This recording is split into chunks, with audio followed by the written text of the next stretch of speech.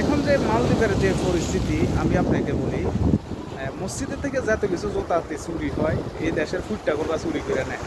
চুরি করে নিয়ে কি করে আমাদের বাংলাদেশিদের ভাইদের কাছে বেচে।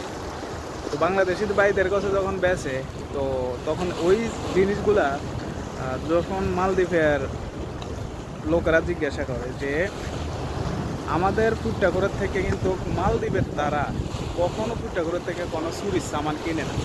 কিনে কে জানেন? কিনে হয়েছে একমাত্র হয়েছে বাংলাদেশিরা। তো আসলে আমাদের জোতা মোতা চুরি করে কার? জুতা চুরি করে মসজিদের চিন্তা পরীক্ষা করে বেছে কিন্তু আমাদের মতো বাংলাদেশের ভাইদের কাছে। ঠিক আছে? তো এর জন্য মালদ্বীপে যারা বসবাস করছেন, যারা আছেন, তাদেরকে জিজ্ঞেস করে বলবো ফুটটাকরের থেকে আর এমনি কোনো জোতা মোতা কিনবেন না। কারণ হয়েছে ভাই দেখেন, মসজিদের যত নিয়মিত জোতা চুরি হচ্ছে মালদ্বীপে, সব হয়েছে ফুটটাকরে চুরি করে আমাদের মতো বাংলাদেশি ভাইদের কাছে বেচে।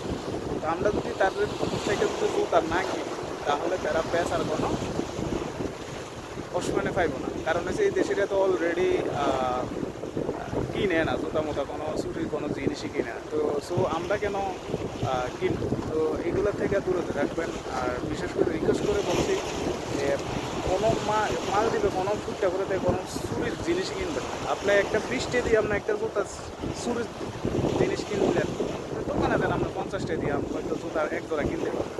তো আমার দরকার নাই তো 20 টাকা দিয়ে কিনে 30 টাকা বাস এখান থেকে আরেকজনের চুরির জুতা কিনে। যাই হোক, ভালো থাকবেন, সুস্থ থাকবেন। আসসালামু আলাইকুম।